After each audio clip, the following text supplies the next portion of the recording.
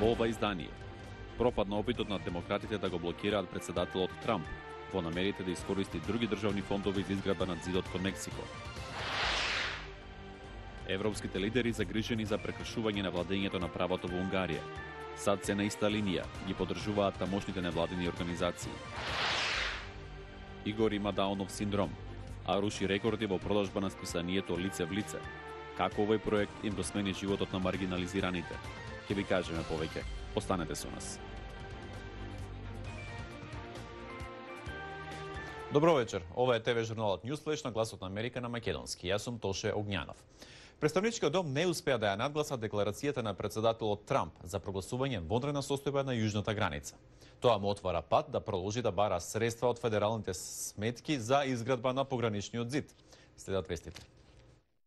На гласањето со 248 наспроти 181 глас не достигаа 38 гласа за да се постигне неопходното двотретинско мнозинство, кое е потребно за да се надгласа председателското вето. Трамп ја објави декларацијата во февруари, повикувајќи се на, како што рече, гранична безбедност и хуманитарна криза. Сенатот, предводен од републиканците, гласаше против разгледувањето на новиот зелен договор, поддржан од демократите, амбициозен план за справување со климатските промени. На гласањето 57 наспрема 0 гласови беа против зелениот предлог. Новиот зелен договор е необврзувачки предлог за пренасочување на сад од нафта, природен газ и јаглен кон обновливи извори на енергија. Генералниот секретар на Обединетите нации Антонио Гутереш повика на примирие во појасот Газа по воздушните напади од израелски воени авиони како одговор на ракетирањето од палестинска територија. Председателот Трамп го има својот политички моментум. Тој и неговите сојузници прогласија победа после извештајот на истражителот Мулер. Атмосферата од Вашингтон ја пренесува Джим Малоун. На средбата со израелскиот премиер Бенџамин Нетањаху во Белата куќа, председателот Трамп беше видно расположен за истрагата за врските со Русија.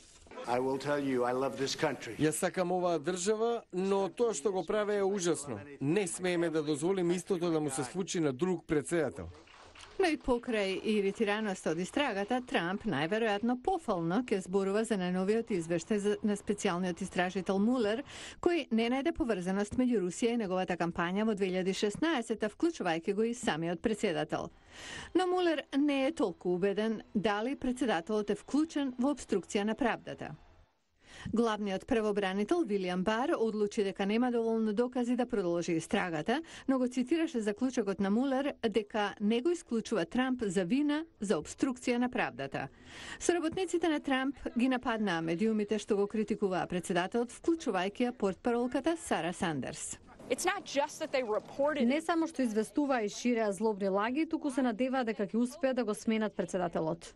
Друг близок сојузник на Трамп, републиканскиот сенатор Линдзи Греем, вели дека државата е спремна да исчекори напред. Има луѓе кои што никогаш нема да го прифатат извештајот на Мулер, независно од што да кажам јас или Бар. Но според сите стандарди, Мулер спроведе темелна истрага за кампањата на Трамп.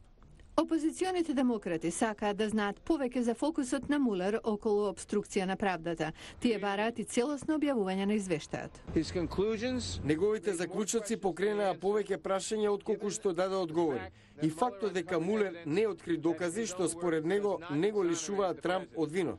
Прашањата поврзани со обструкција на правдата може да се наметнат во кампањата 2020 меѓу демократските кандидати. Сакам да го видам целосниот извештај, зашто никој, особено овој председател, не е над законот. Трамп и натаму се соочува со истраги во Конгресот и обвинителството во Њујорк, но извештајот од Мулер му дава политичка свежина и ја оддалечува можноста за импичмент. Лесно е да сте поборник за импичмент, но тоа во реалноста не е лесно изводливо. Трамп очекува дека политичката свежина од извештајот на Мулер ќе му помогне во кампањата за реизбор во 2020-та. Партијата на унгарскиот премиер е суспендирана во Брисел. Причина за тоа е загриженост за владењето на правото во Унгарија. Хенри Риджвел има повеќе за ова. Кампањата за европските избори е најжестока во Унгарија. Маркетиншките пораки се примитивни и со лични напади.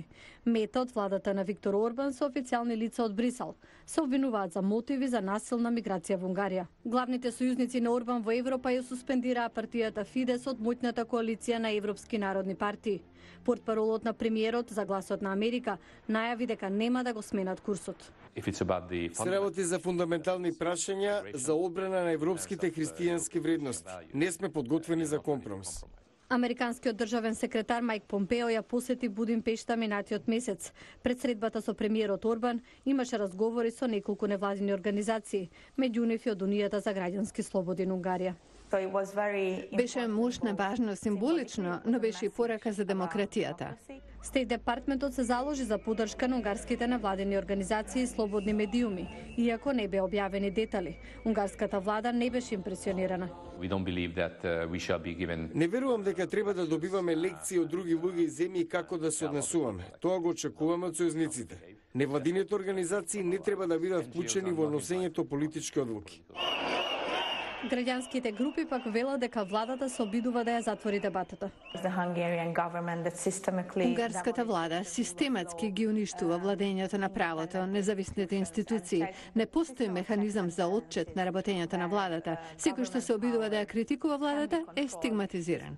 Суспендирање на партијата Фидес ќе ја намали моќта на продолжената рака во Брисел, но владата на Орбан верува дека работите ќе се сменат по европските избори во мај. Сите знаеме дека ќе има промени во политичките калкулации за Европа. А тоа може да значи приближување на владеачката партија на Унгарија со истомислениците десничарите од Италија, Полска и Франција, чекор што може да ја измени динамиката на моќта во Брисел.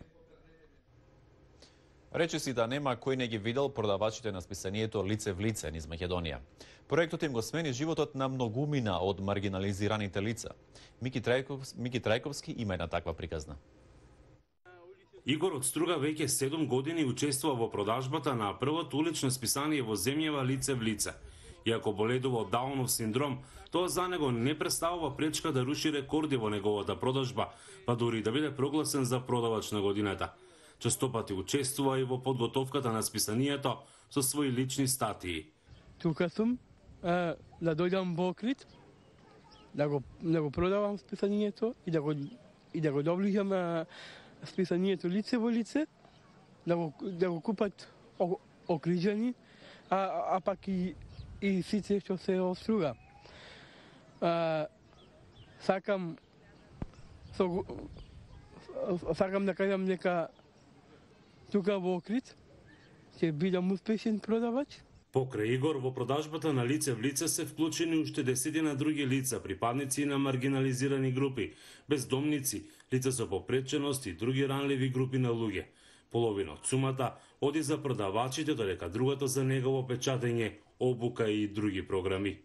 Целта на продажбата на списанието и на неговото издавање е вклучување на социјално исклучени граѓани, маргинализирани групи на граѓани, лица со попреченост, роми во општествените текови и нивно работно ангажирање. Лице в лице им го менува нивниот живот, нивните навики, луѓето кои што до вчера не сметале дека можат да се вклучени во општеството и да се корисни во самото општество, полека со самата продажба стекнуваат работни навики, претпримачкиот дух кај нив се развива и полека си ги нормализираат животите. Лице в лице е дел од меѓународната мрежа на 123 улични списанија, која насекаде во светот го продаваат токму маргинализирани категории луѓе.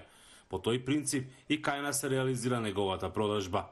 Списанието, која однодавна почна да се продава и во Охрид, покрива содржини кои се однесуваат на јакнењето на граѓанската свест за теми која засегаат денешницата. Првиот негов број излезе на 15 септември 2012 година. За Гласот на Америка од Охрид, Мики Трајковски. Го гледавте Ньюсфлеш на Гласот на Америка на македонски. Јас сум Тоше Огњанов. Имајте пријатна вечер и ве поканувам и утре да бидете со нас. До гледање.